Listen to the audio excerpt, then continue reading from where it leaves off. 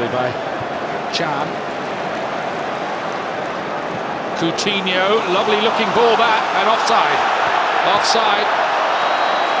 It was a shame really for Liverpool because Coutinho's pass was a peach.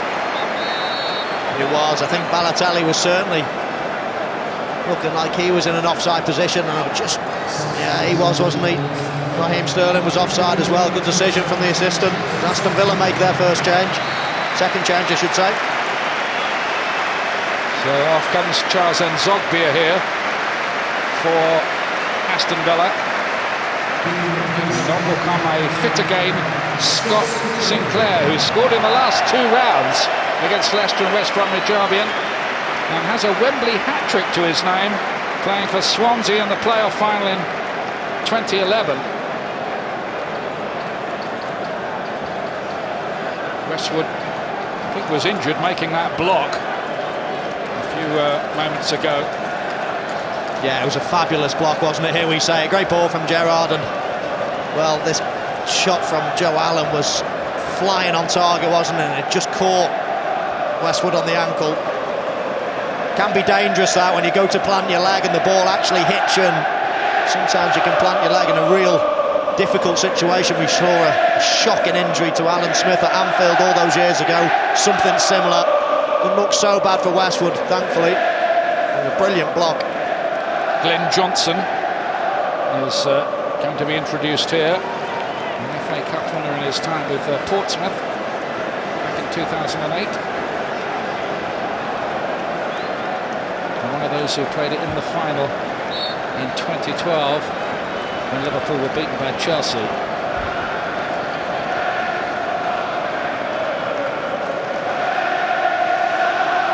Quarter of an hour to go.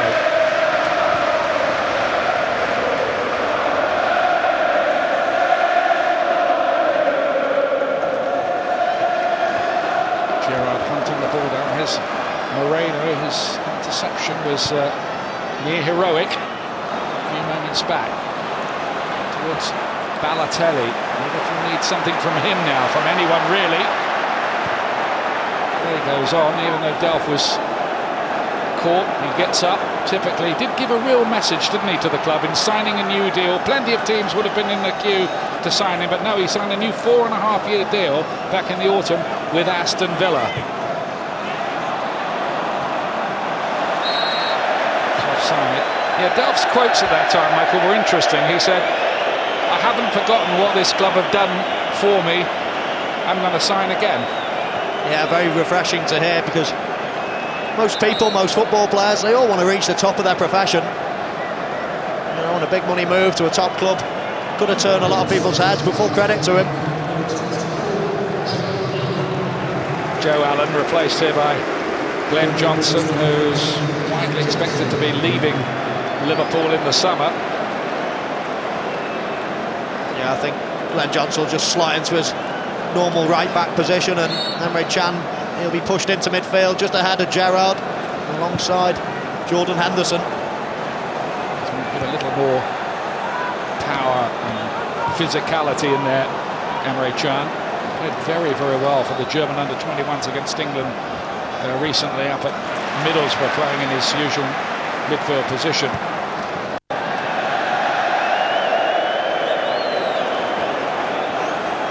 There's Johnson's first involvement. Liverpool were 1 down in the replay at Bolton with 86 minutes on the clock and still won. Sterling got the equaliser that day. He's chasing this one. But they've kept him pretty quiet, Aston Villa, in truth. Cleverly, trying for Benteke to chase. He did ever so well with that, trying to link up with Scott Sinclair.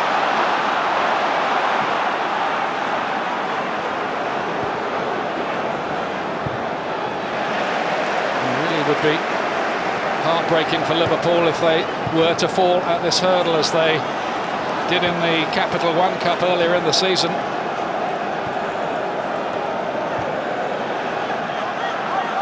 Here's Coutinho. Balotelli, Coutinho again. No, It will be a free kick, and it will be a card as well.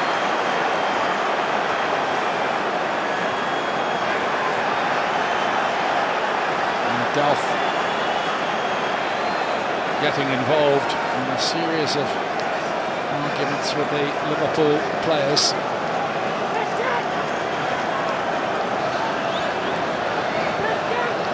Well, it certainly looked like a free kick to me. I know Delph is arguing about it, and he's going to see a yellow card for it. I thought just as Coutinho was trying to play that ball in, Delph came quite late. If he touches him or not, it's hard to see. That happens quite quickly, but certainly Delph isn't happy about it. Whatever the situation, this is a dangerous place to be defending a free kick from with Steven Gerrard's around. You've read all the stories about Gerrard wanting to end his Liverpool career on his 35th birthday by winning the FA Cup. A chance here for him to equalise. Oh, it took a deflection, and Gibbon held it very gratefully.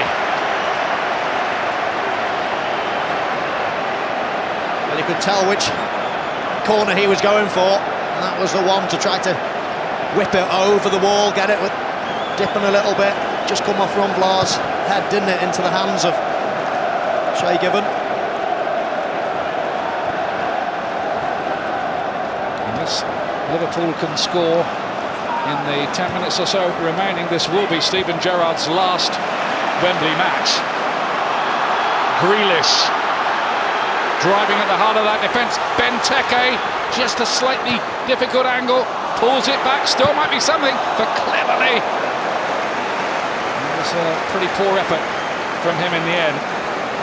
They look so dangerous on the break, don't they? Grealish, he's been at the forefront of a lot of them, and this was a tough ball, just bouncing a little bit, not easy to hit, but he had to shoot, De Cleverley. Reminder on Saturday, Fletch and Sav as usual from 10 o'clock. That's followed by Southampton against Spurs, both shooting for Europe, of course. Match coverage from noon. And the following week, it's Fletch and Sav followed by Leicester. What a run they're on, at home to Newcastle United.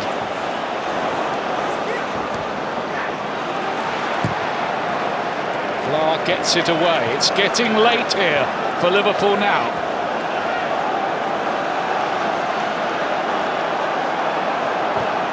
Aston Villa are going to introduce Joe Cole shortly to replace young Jack Grealish.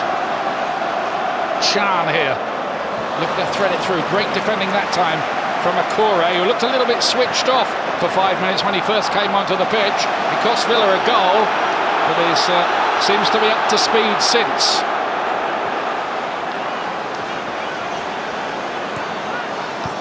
Grealish again. You won't want to come off. Grealish. Here he is again. You notice he wears those well, they're boys' shin pads with low slung socks. Look at that. A lot of referees have told him you should really get better ones, but he says no, that's what I feel comfortable in, it's what I've always done. What about that, Michael? Well, they do look a little bit too low for my liking, but what a game the young lad's had. It's his last involvement in the game. He's been brilliant today. These Aston Villa fans absolutely love this lad. He's one of their own. They've been wanting a youngster to come through the ranks for a long, long time, and they've got one, and he can play all right. That is claret and blue through and through. Jack Grealish. Might be a star of the future. He's already played for the Irish under-21 side. On comes Joe Cole. He's had 2 FA Cup wins at this stadium with Chelsea 2007 and 2010.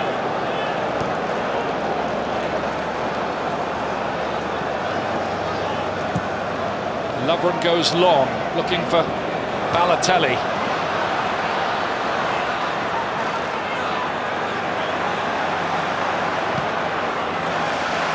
Richardson did enough. It will be another Liverpool corner, and their need is becoming desperate now.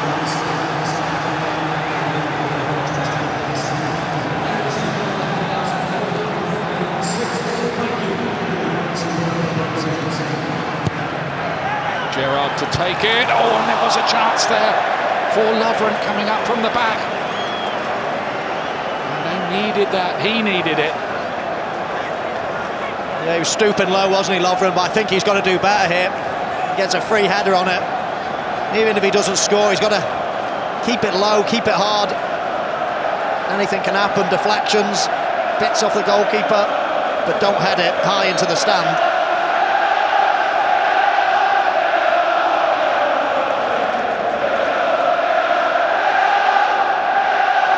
The Villa fans in full throttle.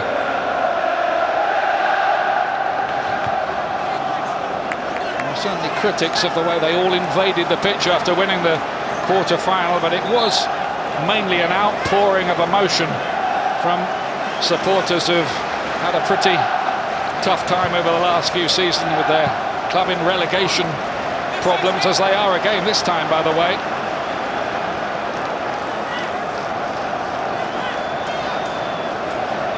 Nervy times now, not only for the fans but for the managers too.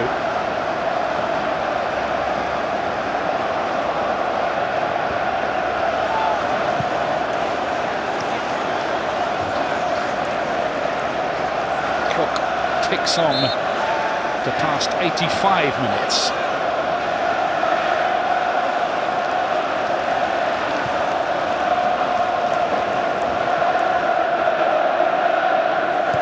Johnson, Henderson. Oof. Well, Corey cut it out, and he'll tell Shay Given he knew exactly where he was putting it.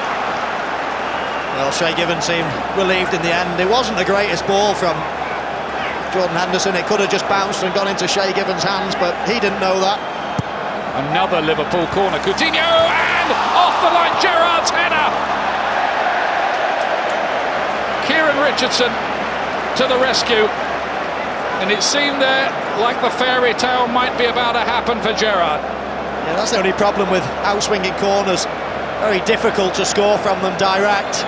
You know, that's as good as he could do, Steven Gerrard, and it's quite a simple clearance in the end, and that's the value of having people on the posts. Kieran Richardson, quite an easy clearance, and then, well, the less said about the follow-up attempt from Skirtle, the better, I think. That's the value of it, which you were watching Norwich City's promotion game against Middlesbrough the night. They didn't have anybody on the post, and it cost them a goal.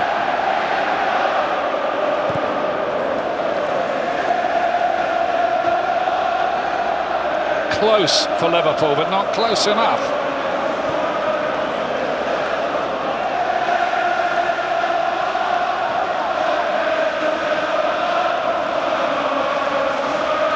And one of Balotelli's contributions for Liverpool this season was that late winner against Tottenham Hotspur at Anfield. They need something like that now. But you've got to say, Villa have been terrific today. Yeah, they certainly have. Their fans are just starting to believe, aren't they? Liverpool fans, well, their hopes of winning something this season are fading away. They've only got 2.5 minutes plus injury time to do something about this. Liverpool haven't lost an FA Cup semi-final since Crystal Palace beat them in 1990. But wait a minute, here's Balotelli. He is offside. He is offside. The whistle had long since gone. Let's have a look again. Was he? Well, he likes to stand in an offside position to start with, doesn't he? And then he gets back and he's certainly onside.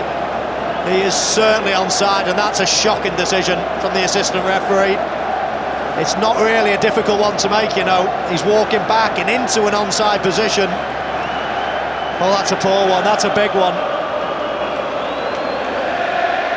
Given by John Brooks on this side. To be fair, Aston Villa had stopped playing, but it would have been an opportunity for certain for Balotelli. He gets caught offside so many times, he almost stands offside, and a lot of the time he is offside.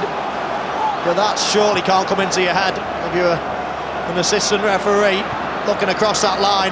Got to take every decision as it comes, and that's a shocking decision.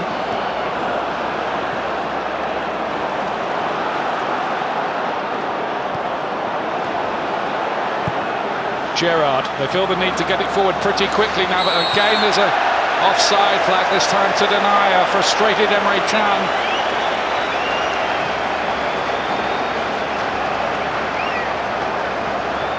Well, cast your eyes to the top of the picture. 3 Liverpool players, all offside. Don't think Can can have any complaints there. He's got that one right.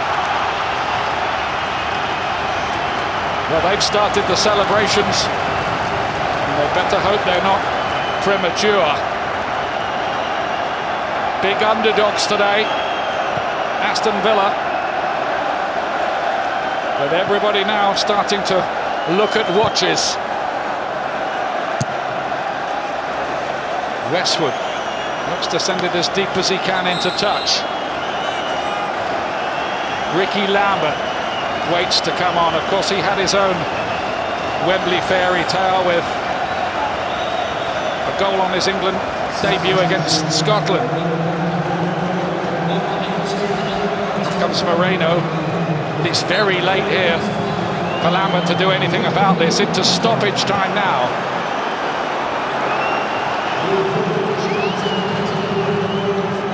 Four minutes of added time. Aston Villa 4 minutes away from what would be their first FA Cup final for 15 years.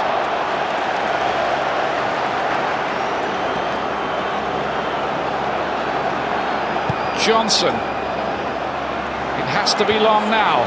Akore wins it. Henderson looking for the right ball. Now then, Sterling. Now he leant back and it was a tired effort, really. Yeah, never fancied him, did you? You know, the ball drops to him and I don't know, gotta do a lot more work on his finishing. There was no shape on it, there was just a lackadaisical effort. Need more, certainly when you're in the last kicks of the game. They're starting to celebrate.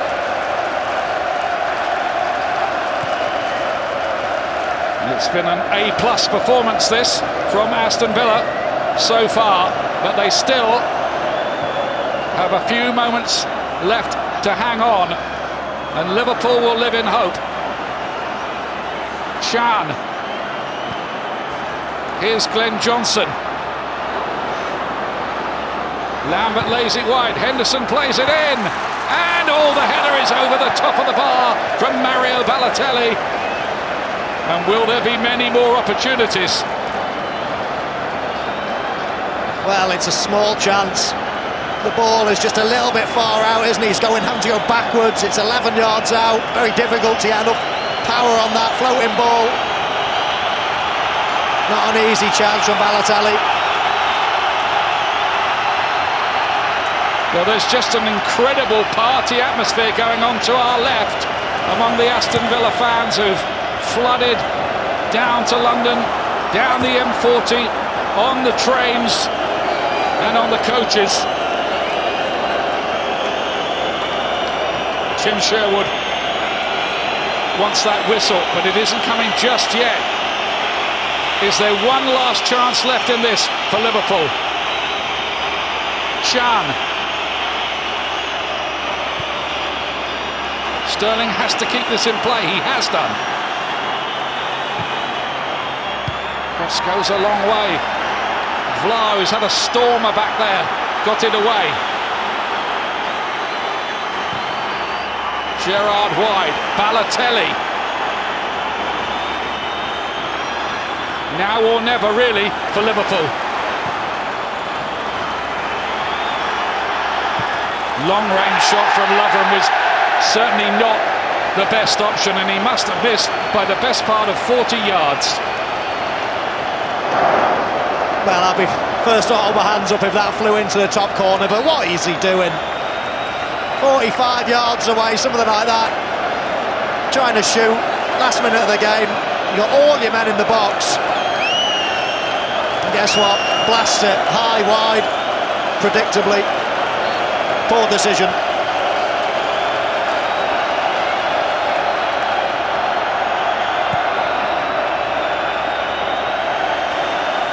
Villa are nearly there. They're hardly getting a kick in the closing stages. They're battling.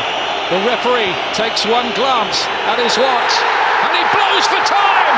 Astonishing, amazing Aston Villa today.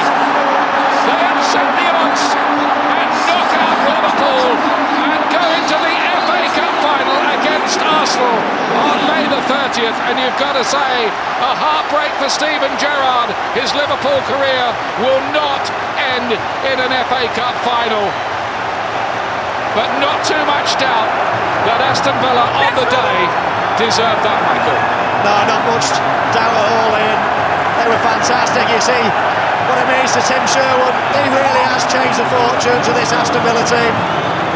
Not just in the FA Cup, but in the Premier League. He deserves this moment. Aston Villa were outstanding today. Some outstanding performances. Delph, Benteke, Grealish, Vlaar. To a man, they were brilliant and deserved their place in the FA Cup final. Goals from Christian Benteke, keeping up his amazing scoring run, and then from, well, I think he was man of the match, wasn't he? Who would dispute that? Fabian Delph to give Aston Villa the win. Let's go down to Des Kelly, shall we? Congratulations, winning goal, what a performance. Yeah, great performance. It's been a tricky season for us, but the last month or so we've got going. We were confident coming into the game and we're happy to go away with a win. Finally we come. Real belief in the side, because of course you had a goal down, had to battle back. You can see the new confidence Tim Sherwood has brought to you all. Yeah, the gaffer's brilliant. He's positive with everybody. He don't panic. We've got a game plan, we've stuck to it, and you know, there's a lot of young lads on the team. Young Jack come in today and he was fantastic, and we're just happy we're through for the fans, and for the club it's huge. It's a wonderful boost for you as well in that battle at the bottom of the table. It energises everybody. Yeah, definitely. I mean, we're confident we'll come through it. We put that aside for today, and honestly, the next game we're thinking about is winning the Premier League. And I bet you enjoy Wembley. You've had a couple of England appearances here. Can't wait for that Wembley FA Cup final next. Oh, I can't wait for the final. To walk out as captain, it's going to be the highlight of my career, so happy days. I'm happy for the boys. Enjoy the celebrations. Better join them. Thank you. It was absolutely a captain's performance today from Fabian Delph. Tears amongst the Aston Villa fans, and you can understand that. They've had such a hard season. They fought against relegation, and now they find themselves in an FA Cup final. Yeah, and before the game, Jay, we spoke about the personal battles all over the field, and Aston Villa won the majority without a shadow of a doubt today. I thought Fabian Delph was excellent. The best youngster on the field by a long shot was Jack Grealish. I thought he was brilliant, and the main man, the centre forward who scores goals against Liverpool, was excellent again today in Christian Benteke. Celebrating with the fans as well. I mean, it's a massive win for them. I say, with all the pressure with the Premier League going on, fantastic day, well done. Okay, let's quickly hear from another Aston Villa hero. Shay Given is with Ray Stubbs. Shay, what emotions are you experiencing? Buzzing, obviously. You can see the support behind me. They've been amazing today, but I felt their team played well as well. I think we deserve to go through. We're going to the final at the end of May. We can't wait. What was the key factor that won you that game? I just think having belief in ourselves. I think we caused Liverpool lots of problems today. I think that's come from the manager. He instilled a lot of belief in the team. And I think if you look at the overall game, chances created, I think we deserve to win the game. A great reaction to going down. Fabian Delph was a captain's performance today. Yeah. Captain Marvel today. He's been brilliant all season, to be honest. And for him to score the winner today is, stuff of dreams for him. But nothing more than he deserves. He's the hardest working player at the club, and he's a great leader. Stay up and win the cup. How about that? Yeah, well, it's always nice. We've got a big chance now, of course. We can't wait to the final, and we're happy. We'll enjoy today, but roll on the end of May. Congratulations. Right, cheers. So it's Aston Villa who are in the FA Cup final, and what a way to get there. What a winning goal, Robbie. Fabian Delph, the way he drove forward, it was a decent finish, but I've never seen a Liverpool back four or back five attack so much without cover. He got in between the lines and he drove at that Liverpool back four, and it was a great finish. The desire, the determination, the energy Villa showed today just simply were better than Liverpool. And they weren't out-tactic today, Liverpool, Steve. They were just simply outplayed. Yeah, if anything, and it's you don't say this often this year, but it looked as if the Aston Villa players, Jake, had far more energy and far more intensity about them, and that's not something you'd normally level at Liverpool. And also I thought Liverpool's decision making at the end of the game was very poor as well. And it's just the 10th match in charge for that man. What a game, what an atmosphere here at Wembley. These fans are loving it, and I'm sure you Villa fans at home are rather enjoying it as well. So, your team are up against Arsenal in the FA Cup final, and you can see that live here on BT Sport from 5 o'clock on the 30th of May. Yes, Villa may have been beaten 5-0 and 3-0 this season by the Gunners, but if this performance tells us anything, it's that if they play like that in a cup match, they can beat anybody. Aston Villa make their way into the final. We'll hear far more from the team next. Stay exactly where you are as we look back on this quite remarkable FA Cup semi-final, and you can see what it means to these fans.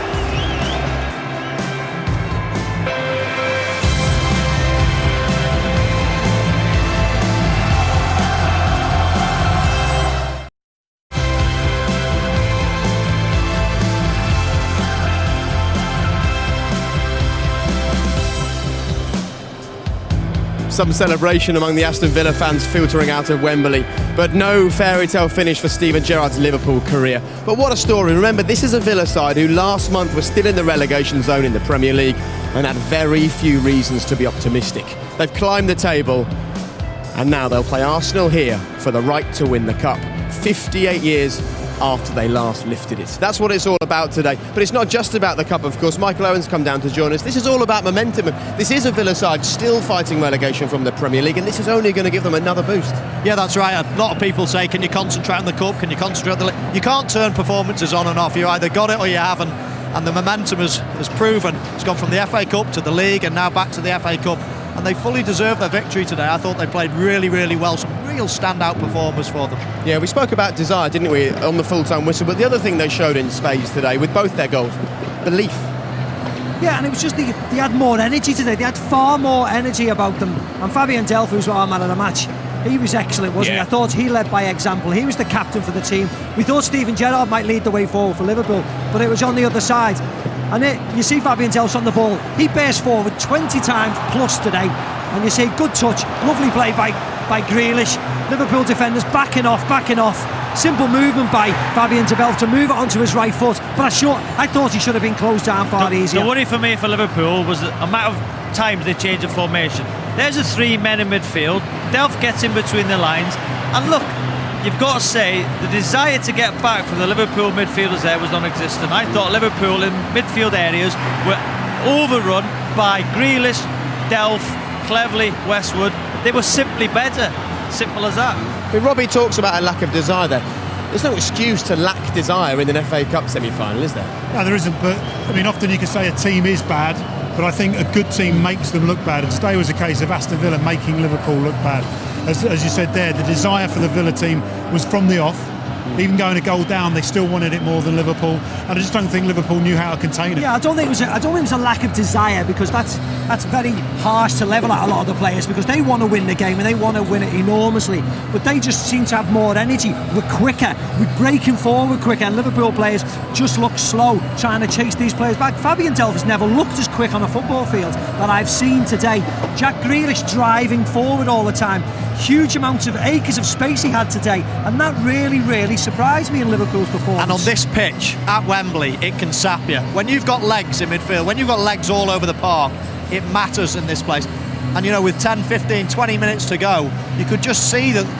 I totally agree with Macro. I thought they just looked far fitter today, Aston Villa. It's something I didn't expect to say, but they had younger, hungry legs that were just powering up and down the pitch. And at the end, I thought Chan looked tired after the first half. Obviously, Stevie's getting on in midfield. Yeah. I mean, I just thought they looked younger, hungrier, leggier players today. Well, this is what I was told before the game, that the Villa team that Tim inherited essentially wasn't fit enough. So they've been working on the fitness. They've had injuries trying to get them fit, but today showed. I mean, Grealish was outstanding. He wasn't man of the match, but he was still outstanding. Let's not forget, though, that Liverpool have played lots and lots of games, far more than Aston Villa today. I think it showed. I agree with Michael. I don't think you can make excuses because they've played a amount of games. Yeah. I just think that today, where was Henderson? Big players didn't turn up. Sterling didn't turn up. Coutinho scored the goal, but where was he for the rest of the game? I'm not buying the amount of games. Their passing was poor. just generally Liverpool's performance looks poor. Okay, there's one incident I do want to have a little look at. This offside decision for Mario Balotelli. Should have stood the goal, right? Well, the offside decision was wrong, Jake, but what I would say is that everybody backs off. You see Akore, he backs off in the end, and if he thought that this was onside, if he thought the decision was still running, he would have closed Mario Balotelli down for the shot. The decision was wrong principally, but you see the defender marking Balotelli stops and he sticks in the back of the net, so okay. Not really. So we're saying it was the wrong decision, but actually, yes, if play had continued, you think? I think the defender would have marked him, yeah. Okay, well, let's get the thoughts of the man. I'm sure had his heart in his mouth at that point when Mario Balotelli put the ball in the net with a couple of moments to go. What were you thinking? No, I knew we had a good line there. I knew he was offside. Of course you did, yeah. Well, he wasn't. Was he not? No. No, we robbed him. Tell us your emotions today. This is just your 10th match in charge of Aston Villa. This is looking like quite a good fit, Tim Sherwood and Villa, isn't it? Well, it's going all right at the moment. Yeah, not bad. We're delighted with that, obviously. We're coming here and we're the underdogs today, but we believed in there that we could win it, and I think we outplayed Liverpool, to be honest, kept the ball off them, created a lot of chances, and they resorted to lumping the ball into our area, the last 10 minutes. So when you're doing something right when they're doing that. And the key thing you said there, we believed we could win it. Was it the belief that was the difference today? I think without belief you can't win anything, and the confidence was very low when I come into the club, so it was difficult to pick them up, but we're getting there. We've still got a lot of hard work to be done in the Premier League. We know that because there's all the teams at the bottom seem to be picking up points, but we just enjoy this tonight and then crack on next week. Tim, we were talking about the fitness of your lads, and they just seemed your lads look fitter, stronger, even in the last few minutes, powering forward, the likes of Delph. I mean, have you been working on any fitness since you've been come in, or is it just a newfound energy? I train at match tempo, so it's high intensity, match tempo in training. I think they're fit boys, and we lost a few, to be honest, by training at a high tempo through injuries. But I'd rather, if they're not fit enough to play, I'd rather they be injured. How important was obviously it was important, but how did you feel the importance of the equaliser 6 minutes after Liverpool had scored? Yeah, it's important to get back in the game. When they scored, a little bit of quality there, and then Coutinho's got that sort of quality. I think we panicked just before that. It was about a 2-minute period where couldn't get hold of the ball, and we've been suffering like that all season. But we couldn't manage to stem the flow, and they scored a good goal. But to get back in it so quickly was fantastic for us, and Benteke can't stop scoring at the moment. Tim, I wanted to ask you about Jack Grealish. How good is he? Because you showed a lot of confidence in him. We know that you're great with a lot of the young players at Tottenham principally. How good is he? Because he was excellent today. Well, he could be right out there amongst the best of them. You see how the ball is a friend of his. He likes to receive it. He don't even look at it. He knows where it is. Just shifts it. He's got to turn a foot. He takes a lot of knocks. People want to give him a kick. He's a big lad. You've seen the size of his legs there, and he's Aston Villa through and through. He lives like a couple of miles from the house, from the ground. He just wants to play for Aston Villa, and I want to give him the platform to be able to do that because he's earned the right. And Delph, the captain's performance, the winning goal. He was the best player on the pitch today, Tim. Yeah, he's just full of energy, But he's got more than that. I've told him that you can't just be running around all the time. You need to show some quality, what you possess on a more regular basis, and he's done that. He's happy to receive the ball in tight areas. I'm telling him just to receive it. Let's play through midfield, get the ball. So you've got the quality to be able to do that, and you can score. He's nicked a couple of goals since I've been here now. And it's time to reveal what you've said to Christian Benteke. What's happened there? Because you managed to do it at Spurs with Adebayor. Now you've done it here with Christian. What's been the conversation? It's just a team effort, really, of just the lads telling them that to create chances for him, and him and Gabby are a major threat. And Christian's goal ratio is 1 in 2. He's a prolific goal scorer. You can't turn into a bad one overnight. It's just they're not loading the bullets for him to fire. If we can get the crosses into him, he will score goals, and that's what we've done. It's just provided him with a bit more service. Keep him in the game all the time. Try and hit him early. I think we had a blend today. We could play through midfield as we did at times through Westwood and Cleverley and Delph, but we can also go direct. So it keeps teams thinking. We stretch him back. Christian does that. Gabby does that when he plays. So there's a nice little blend there. What's this, with Leicester winning yesterday, obviously, what's this going to do for your battle with relegation? Well, nothing. It gives But it keeps the confidence going, doesn't it? It keeps a bubble around the club that's going to feed into your league form, surely. Absolutely, but the league form's been all right. We're just teams at the bottom keep winning, so it's not, you're not getting away from anyone. We need a couple of wins to be sure there, and the momentum is fantastic for us now. We got an easy one next week. We go Man City away, so they don't come easier. No, and neither does the final either. Arsenal here. It'd be a great occasion, but you can't win this cup with an easy route. There's no such thing. So if you're going to win it, you're going to have to beat the best, and Arsenal are right up there. You're an Arsenal fan. You used to play for Tottenham. I'll get a good reception off them Arsenal fans. I think you might enjoy that one. Well, look, I'm sure one of your players is already booking a VIP room in some nightclub in London for the next couple of hours. Go and enjoy yourself. Thank you. Cheers, guys. Thanks. Cheers, Tim. Thanks a lot. Well done. What a turnaround at this club, eh? Yeah, when he took the job, people think he's a bit arrogant, self-confidence. I think you need that as a manager, and I think he's been unbelievable. He's had some tough games. He's come through them. I think he'll keep them up.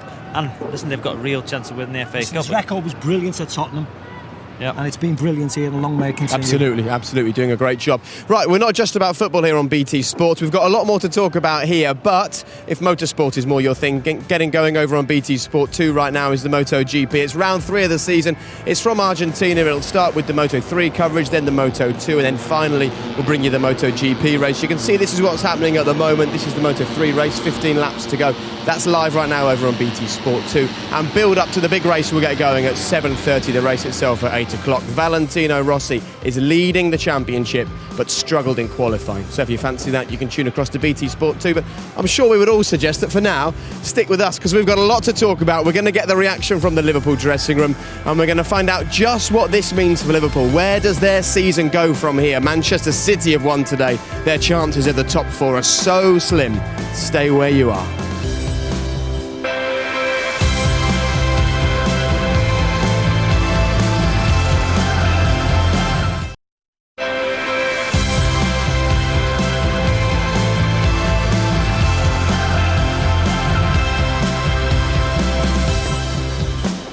So the fans continue to digest and discuss this result as they leave Wembley. I'm sure Brendan Rodgers is doing the same with his squad right now. We will hear from him in just a couple of moments, but more live football follows on from us. We've got the European Football Show with Lindsay Hitgrave after this. Lindsay, what's lined up? Thanks, Jake. Coming up straight after you guys on the European Football Show, we'll round up all the big stories, including Thomas Tuchel's appointment as Dortmund manager, and we have all the goals from Italy, France and Germany in the company of our experts, James Horncastle, Julian Lorenz and Rafa Honigstein. All that is coming up before our feature game. It's a biggie tonight. The Milan derby kicks off at 7:45. That's all with us, so head straight from Wembley to San Siro and we'll see you later. Looking forward to it, Lindsay. Thank you very much. Big game there from Milan coming your way a bit later. Right, let's hear from Brendan Rodgers. Brendan, we appreciate it's a massive setback. What's your initial assessment of your team's performance, please?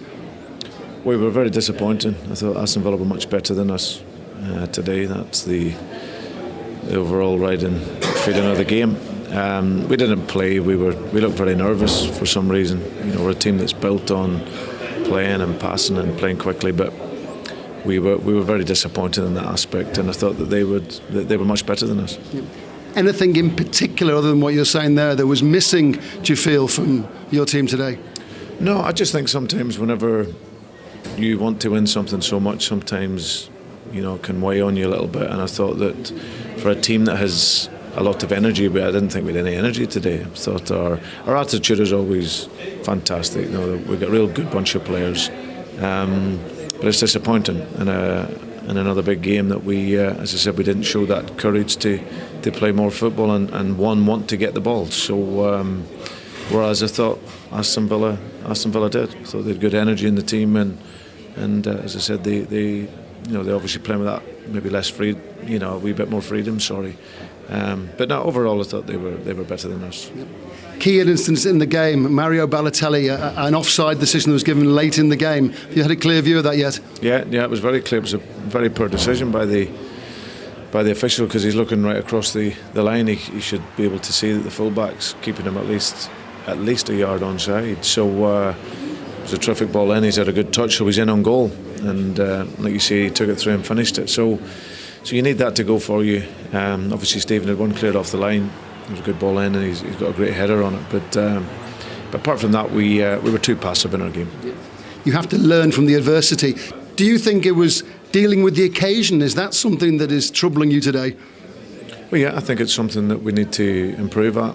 I think there's been other games where we've dealt with it very, very well, but there is some games where we haven't, and like today, as I said, we just didn't play well enough. I think for us, we always have to focus on the performance, and if we do that, then normally we get the victories. But our performance today, to win a game of this, this importance, it wasn't quite at the level. So push on and get a top 4 finish.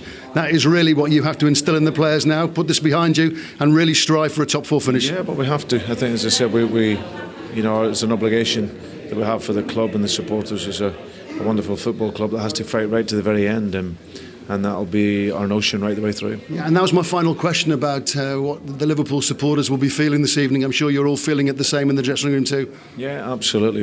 I think you lose a semi-final, any competition, and that's true. We've lost this year, and cup competition semi-finals. So, but we'll pick ourselves up again. We'll rally our way through to the end of the season. Obviously, can reassess it then, and the players, as you say, will have gained great experience from it. Thank you. Cheers. Thank you. So Brendan's 3rd season in charge without a trophy. Kind of felt like he was struggling to explain why Liverpool struggled so much today. But there is this school of thought that Liverpool win all the games, apart from the games they need to win. You've got to say, in the last 3 years, the big games they needed to win. Chelsea last year, United at home this year with a chance of going to the top 4, and today, and they haven't passed the test either time. So then you've got to question the mentality of the players. Michael and Jay know better than me at Liverpool. Why can't they win the big games? Well, I would disagree slightly. Yes, they've lost big games, but as far as I'm concerned, the quarter-final was a game they needed to win and they won. Listen, it was against lesser opposition, I get that. They just fell short. I just don't think their performance today was of the quality it should have been. Well, Jake, it's hard to say, isn't it? They looked slower, they looked... they're probably on the training ground, looking, playing, feeling, everybody's very confident going into the game, but when they got there, they were just out-fought to a certain extent, certainly out-energised by the Aston Villa side. That was something you wouldn't say 3 months ago. But what the manager said, what the manager said was, perhaps he wanted it too much. Yeah. Chelsea last year, did they want it too much? United at home this season, did they want it too much? And today, they want it too much. But they've beaten City at home. They've beaten a lot of big teams. I mean, last season I think they were top of the form table in the top 6 mini league, so they can win big games, all right. They were beaten by a better side today. I mean, it's all right making excuses why Liverpool were poor. Aston Villa were brilliant today, and I thought they ran them ragged physically as well. And I think that's the key point, that Aston Villa came at this so hard that it made Liverpool look poor to start with. And once they got into that rhythm, and the thing is, they go 1-0 up. 6 minutes later, they give away a poor goal. Poor goals. We highlighted with the defending. I mean, some lovely play by Villa, don't get me wrong, but essentially it was a poor goal from a throw-in at halfway line. That allowed Villa back in, then the momentum completely swung, and Liverpool were out of the game. It only looked like one winner from then on in. Yeah, all great teams lose games, and sometimes you have to give a huge amount of credit to the opposition. The best players for Liverpool this year have been Sterling and they've been Coutinho. I know they were involved in the first goal, but generally that's all they did. In the end, Sterling was pushed out left onto the corner flag and didn't influence the game at all. You almost forget, I suppose, in some ways, that Liverpool took the lead in this match. The job for Brendan Rodgers now, though, is to build a side that take the lead in a game like this and hold on to it. And he told us beforehand, didn't he? We now need to be a team that moves on to the next step. So what do they need to do? Well, last season, they would go on and they'd score 2, 3, 4 goals, and it'd be all over by half an hour in. They blitzed virtually every team at Anfield within the first 20 minutes. You just don't see that attacking intent at the moment from Liverpool. Now, they can score goals, but they've tightened it up a little bit more at the back compared to last season. I'm not quite sure that was going in, by the way. I think the deflection from Akore has probably knocked it into the goal, but it's finding that balance, and in patches they've played really well this season. They were awful at the first part of the season, no question about it, but then from the game on December the 14th away at Manchester United, they got beat 3-0, but they played a lot better. From then on, they've been absolutely brilliant, and they've just had another little stumble towards the end. They've got it in them still. I'm convinced they've got it in them still, but it's just been a disappointing season. I think Brendan will know. He'll look at the 25 players in the squad, and he'll know he'll have to change 5 or 6 or 7 and to refresh the squad, bring new players in, and get some of the... Where would you be looking to strengthen? I'm certainly bringing a centre forward and another centre forward. I don't think in that area Liverpool Liverpool are anywhere good enough to challenge for the Premier League and or in Europe.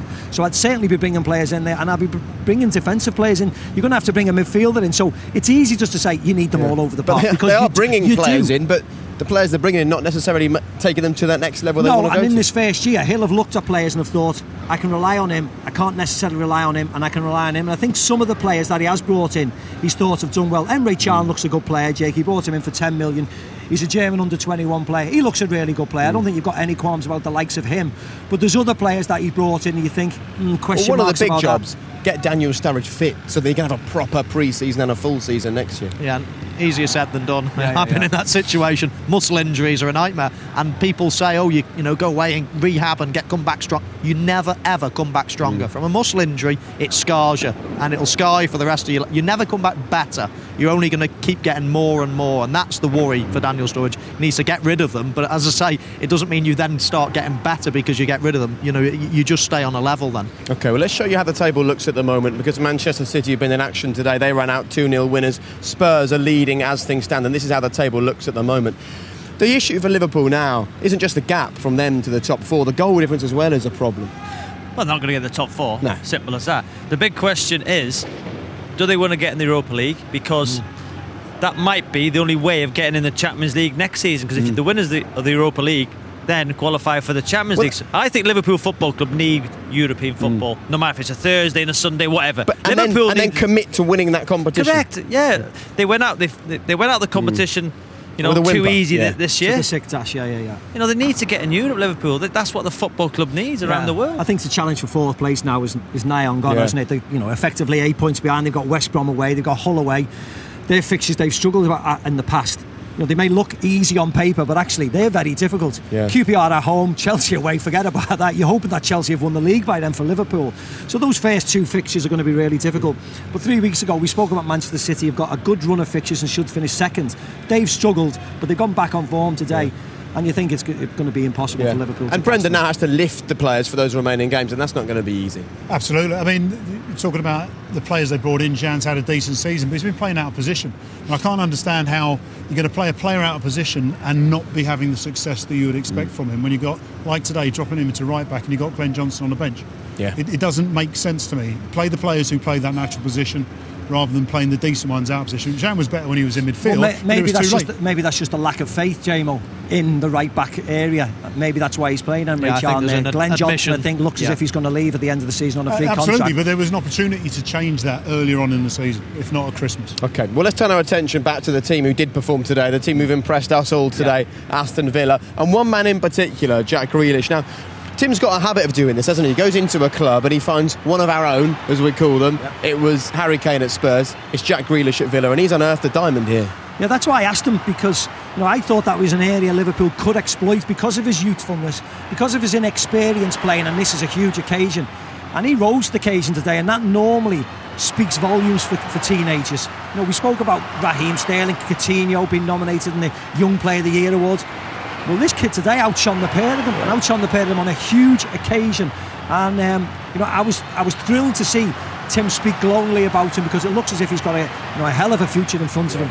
It's a matter of times Grealish, Delph drove at the Liverpool back four. I've never seen it, Michael. In commentary you were saying that they were so exposed at times, that Liverpool defence, but the pace, the energy of Grealish, Delph. Even Cleverly was, getting forward. Well, he came on in the substitute in the West Brom game and changed the game. Yeah. And at that moment, I thought, hang on, this kid's decent. Yeah. I imagine if you're the Villa fans, you're saying, come on, boys, do this week in, week out. Right, just to remind you that we've got a rather exciting football award show for you coming your way very soon. It is the Facebook Football Awards, which you can see here on BT Sport. And what's great about this is that you can vote. We're speaking to fans all over the world, asking them to vote for the best player, manager, young player. Who's had the biggest effect on you this season? Head to our Facebook page, facebook.com/BT Sport, and make sure that you join me, a certain Robbie Savage, and Rio Ferdinand on the 26th of May for the awards here on BT Sport 1. Right, stay where you are. In a moment, we'll relive yesterday's match between Reading and Arsenal. Don't move anywhere.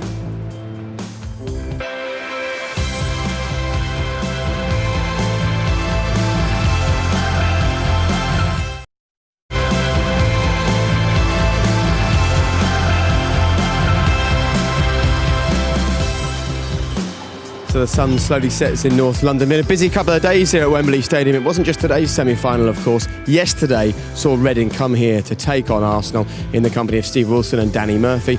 Here are the highlights for you. Ozil, what can he create from here? A little bit of room to pick out. A great ball. Sanchez, great feed. 1-0.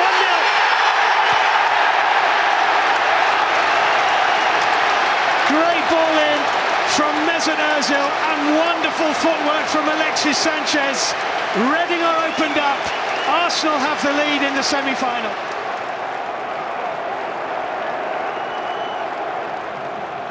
Got to be on their toes here, Arsenal. Nothing's won yet. Pogrebniak trying to scoop it into the danger area, and it's stopped on the line as it crossed. It's a goal. McCleary has equalised for Reading, and their dream is back on. Wojciech Szczesny thought he'd saved it,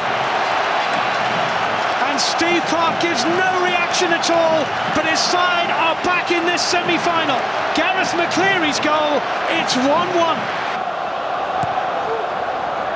Towards the near post and off the woodwork, great header as Gabrielli got his head on it.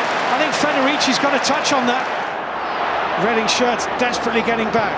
Sanchez, Olivier Giroud, good ball. Aaron Ramsey here for Arsenal. Federici stands up, Ramsey hits the post. The route to the final was there, and Aaron Ramsey hit the post. Again, strength from Giroud, slips him in. Just here you think he's going to finish. Another good save. Tries to smash it with his weaker foot. Alexis Sanchez. And again Alexis Sanchez, and Federici has let it go through him, and Arsenal are in front. His luck had run out. Federici's mistake. I genuinely feel sorry for the lad. I really do. He's played ever so well and he's made some terrific saves, but that is a howler. I mean, we were questioning Szczesny, should he have done better, but that is going to be replayed through Adam Federici's mind time and time again. I mean, there might have been a tiny deflection on the way through, but it's still no excuse.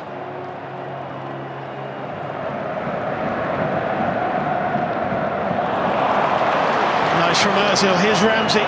Couldn't get it through to Giroud. It's come back. Ozil. Giroud onside. Hit the post again.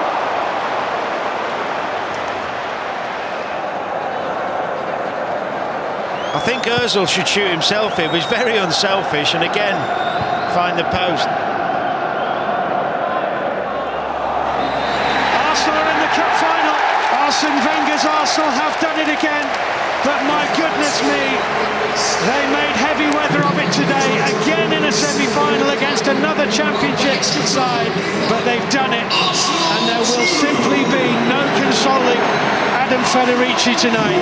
It is bad enough to lose a semi-final, but to lose a semi-final like that. Yeah, poor Adam Federici, absolutely distraught after that defeat for Reading, but they're left with their heads held high. So it's Arsenal in the final. You can see that here on BT Sport, 30th of May from 5 o'clock. Look, Reading gave a great account of themselves. And Arsenal, last season it went to penalties. This year it went to extra time. But the key thing for them that Arsene Wenger will remind us is they win the game. That's what matters in a cup game. And that's all that matters. All that matters is winning the game. And, irrespective of Federici's unfortunate incident there, Arsenal with a better side deserved to win the game, but they won it. So how do we see this final playing out? What do we expect? Well, the fact that Arsenal have got a combined score of 8-0 against them this year, you'd fully expect Aston Villa to win their game. Really? Why not? Didn't you expect Liverpool to win today, though? Yes, I did actually, but I think the way the way Arsenal have played in the semi-final last year and the final last year, I thought they were disappointing. I thought they were disappointing yesterday. Yes, they got through, and the results, are all that matter. Of course they are. But the way Aston Villa played today, I think if they can have that same type of energy, I don't see why they cannot cause Arsenal all kinds of problems. To the point of winning the game. Because this is a different Aston Villa side that has lost 8-0 to Arsenal this year. We've seen the final last year, Hull 2-0 up. was it the header off the line, could have gone 3-0 up. So Aston Villa, with their pace, with their energy, will come into the game. They could win it. And imagine if Aston Villa are safe at the time, which is very likely. I mean, they'd be on a crest of a wave going into the last game of the season to win a trophy after all that time. Can't. They're either going to be safe or not by then anyway. You can't bet against them. Well, you look at Wigan, they got relegated and won the FA Cup. So I don't, like Tim said, I'm not sure the league form's going to influence the performances. Gary Agbonlahor will be probably fit then, which will add another edge to them. I mean, as well as they played today, I think he'll add a very positive edge to the shot. It will have a bear on it. What if they're relegated by the time the cup final comes round? You know, it could have a massive bear in Premier League survival on what happens in the cup final. I think the main thing what does that do though to you in the cup final? final? If you're relegated, what does that do to you? Well, you must be incredibly deflated because 7 days prior or 6 days prior, because the last game's on a Sunday. Well, if it goes that far, do you come into it and go, right, come on lads, now we save this season? Well, yeah, but you haven't saved your season because ultimately you've been relegated to the Championship. Yes, you can win a trophy. 2010 we were relegated against Chelsea, and you go out there with freedom. And still get beat. It's a great. One of the big issues, it's a great traditional cup final. These two teams are steeped in history, aren't they? And certainly in FA Cup history. So it's only right that these two sides should challenge for the final. One issue for Aston Villa is going to be defensive problems. Nathan Baker came in today for Kieran Clark, went off injured. Tim Sherwood has said to the press now that it looks like it could be a season-ending injury for Nathan Baker. So they do have issues at the back. Yeah. It is, and as we saw with the substitution so early, I mean that would be the only thing with the substitution being so early, that there was a bit of a mix-up. But then after that, I mean, Shay Givens hardly made a save today. Yeah, Senderos is out, Kieran Clark's out. If that stays the same, and Akore and Ron Vlaar have to play together, well, they certainly done all right for 60 minutes tonight, didn't they? And if they play together until the end of the season, you think that coming into the final, 6 weeks away, shouldn't be too much of a problem for them. Okay, and regarding Aston Villa going forwards, I mean, the aim now, as we've already said, is for Tim to take this result and use it to give them that bounce in the Premier League. Do you think it's going to do that for them? Do you see them staying in this division? Yes, I do. I thought it before today's result. And what he's done today as well, he's protected Agbonlahor. So he's going to have him fit, hopefully, now for the remaining games and for a final. So he couldn't have won much more today, Tim Sherwood. He's got one of his best players fit still, and he's got to an FA Cup semi-final, and I think they'll stay up. And one thing Brendan Rodgers is doing at the moment, he's learning a lot about his Liverpool players, isn't he? Possibly more than he learned last year. Yeah, and as Macca mentioned before, I think between now and the end of the season, he'll probably be learning an awful lot more as well, and a lot of the players, or certainly a few of the players, will be playing for their future, because I'm pretty sure Brendan Rodgers will have made up his mind on a few of them and thought, right, well, you're not up to the you think so? The standard. Yeah, definitely. Well, they're going to end up 5th or 6th in the league, not won a cup competition, dumped out of the UEFA Cup or the Europa League, that with a bit of a whimper. So certainly he'll be pointing the finger at a few of the players. Yeah. Is he under pressure? Was that daft? I personally don't think he's under pressure. No, I think people will. Excuse me? Would he feel under pressure? I don't think he'd feel under pressure. He wants to do well, and this will be a huge blow for him today. The fact that they've lost in the semi-final when they were favourites, and as Michael rightly said, they did go out as a bit of a whimper to Besiktas, who then lost to Bruges. This is not a strong Europa League tournament. The fact that you've got a Champions League place at the end of it suggests that they should have attacked that more. And I'm with Robbie. I'll be interested to see whether where Liverpool finish this year, because you see Tottenham and Southampton. If Tottenham win today, everybody's concertina's below that top 4, and it's how you're going to finish the season will be a big marker to last year. We spoke about Pellegrini. If he finishes 5th, he could lose his job. If Brendan suddenly finishes 7th, listen, there's huge question marks. Now Jurgen Klopp's knocking about. There's pressure on every manager. Look, I think we should end with you, because you came here with Aston Villa. You did well in a semi-final. You come back again today, and they're in the final. Absolutely, and as we said, I mean, the occasion's a massive occasion for them. For the fans especially, and I mean, I love the fact that it's at Wembley and not another neutral ground, in a Premier League team. It's a wonderful occasion for them. They've got to go to the final. 58 years since they last won it. Jack Grealish was nowhere near being born then. Any of the players were any of us? Were any of the players? That is a great way to end the show. Just to remind you that the Claire Balding Show is on BT Sport on Thursday evening. It's a cracking lineup this week. You can see it at 9:30 in the evening. A.P. McCoy, what a career he's had. Charlotte Dujardin and Victoria Pendleton, all on BT Sport 2 with Claire Balding this Thursday from 9:30. And that wraps things up. Boys, thank you once again. Enjoyed doing our JLS impression with the multicoloured mics here, pitchside at Wembley. And of course, we are back for the final. Make sure that you join us on the 30th of May. But right now, it's time to hand you over to Lindsay Hipgrave with the European Football Show. More great sport keeps on coming. If you want motorsport, you can see MotoGP over on BT Sport 2. That's underway right now. But now, Lindsay, it's all yours. Thank you, Jay. Yes, James Richardson away, so I'm in the hot seat. The good news, though, James Horncastle, Julian Lorenz and Rafa Honigstein are with me. We'll have plenty of talk about Jurgen Klopp and his replacement, Thomas Tuchel. All the goals that matter. We've got the second half of Cagliari-Napoli and the Milan derby. It's all coming next.